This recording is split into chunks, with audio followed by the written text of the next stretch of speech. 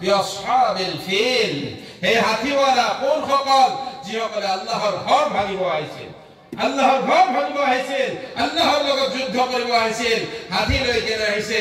আল্লাহে সামান্য আবাবিল পক্ষী পঠাই দিছে, আবাবিল পক্ষী পঠাই দিছে পাহাৰৰ পৰা সৰু সৰু শিলগুটি, ইয়াতকৈ সৰু শিলগুটি মুখত লৈ কেনে সেই হাতীৰ ওপৰত, সেই সৈন্য সামন্তৰ ওপৰত পেলাই দিয়ে।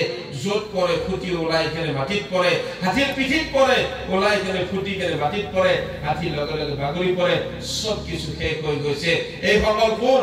যিসকলে আল্লাহৰ লগত যুদ্ধ কৰিব আহিছে। তাৰপিছত নমৰুদ আহিছিল আল্লাহৰ ৰসুলৰ লগত যুদ্ধ কৰিব। আব্ৰাহা বাদশাহ আহিছিল আল্লাহৰ লগত যুদ্ধ কৰিবৰ কাৰণে, আল্লাহৰ ঘৰ ভাঙাৰ কাৰণে। তাৰপিছত নমৰুদ আহিছে আল্লাহৰ ৰসুলৰ লগত, ইব্ৰাহিম খলিলুল্লাহৰ লগত যুদ্ধ কৰিব আহিছে। আল্লাহ ৰাব্বুল ইজ্জতে আৰু নগণ্য বস্তু পঠাইছে। সেই তেতিয়াতো আবাবিল পঠাইছিল, এইবাৰ কি পঠাইছে? লেংৰা মহ পঠাইছে, লেংৰা মহ পঠাইছে। লেংৰা মহ পঠাই কেনে সিহঁতক নিষ্ট নাবুদ কৰি পেলাইছে। এই সকল সেই সকল যে আল্লাহৰ লগত টক্কৰ দিছিল, যাৰ ওচৰত হাতী ঘোঁৰাৰ দৰবাৰ আছিল, যাৰ ঘৰত সৈন্য সামন্ত অগণন আছিল, সিহঁতে আল্লাহৰ লগত টক্কৰ দিব পৰা নাই। এই সাতদলাবাসী ৰাইজ, আমি কি আল্লাহৰ লগত টক্কৰ দিব পাৰিম? আমি পাৰিম আল্লাহৰ লগত টক্কৰ দিব পাৰিম? পাৰি কি? পাৰিব কোনোবাই?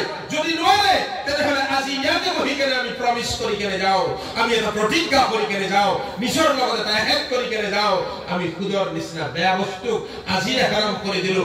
আল্লাহ ৰসুল সাল্লাল্লাহু আলাইহি ওয়াসাল্লামে হুজ্জাতুল বিদাৰ সময়ত কৈ গৈছিল, যিটো শেষ খুতবা আছিল, সেইটো শেষ খুতবা আৰফাতৰ ময়দানত আল্লাহ ৰসুল সাল্লাল্লাহু আলাইহি ওয়াসাল্লামে কৈ গৈছিল, যিটো হাদিছে মুতাৱাতিৰ হয়। উলামাসকল বহি আছে, শুনক, যি হাদিছে মুতাৱাতিৰৰ ইনকাৰ কৰিলে সি যে কোৰাণৰ ইনকাৰ কৰিলে, যি কোৰাণৰ ইনকাৰ কৰিলে সি কাফিৰ হৈ গ'ল, সি কাফিৰ হৈ গ'ল। আৰু সেই হাদিছে মুতাৱাতিৰত আল্লাহ ৰাসূল সাল্লাল্লাহু আলাইহি ওয়াসাল্লামে কয় যে আজি মই মোৰ উম্মতৰ খুদ হাৰাম কৰি দিলো। অকল হাৰাম কৰাই নহয়, মই মোৰ শৰীৰ তলত গছকি ধৰি কেনে দফন কৰি দিলো।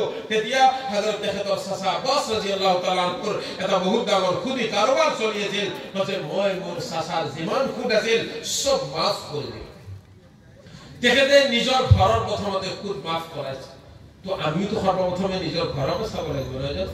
মই নিজক চাব লাগিব। আজি যদি মই যিমান খুদ আছে মাফ কৰি কেনে আচলক লৈ ললো, তেতিয়া হযৰত ইবনে আব্বাস ৰাদিয়াল্লাহু তাআলা আনহু কৈছিল, আল্লাহ ৰাসূলে তো মোৰ খুদ মাফ কৰিছে, মই মোৰ আচলো মাফ কৰি দিলো। মই কাৰোবাক 1 লাখ টকা খুদত দিছিলো, খুদত যিখিনি পাব লগা আছিল সেইখিনি আল্লাহ ৰাসূলে মাফ কৰিছে। যিটো 1 লাখ পাব লগা আছিল সেই 1 লাখটো মই মাফ কৰি দিলো। মোৰ মহতৰম দোস্ত বুজুৰ্গ আজিজো, এই মাফ কৰাৰ বদলা আল্লাহ কি দিছে? 700 বছৰ, 700 বছৰ। আপুনি গুগল খুলি কেনে চাওক, 700 বছৰ আব্বাসিয়ত পিৰিয়ড নামৰ এটা পিৰিয়ড আহিছে, য'ত হযৰত আব্বাস ৰাদিয়াল্লাহু তাআলা আনহুৰ সতি সন্তানে 700 বছৰ ৰাজত্ব কৰিছে। সুবহানাল্লাহ।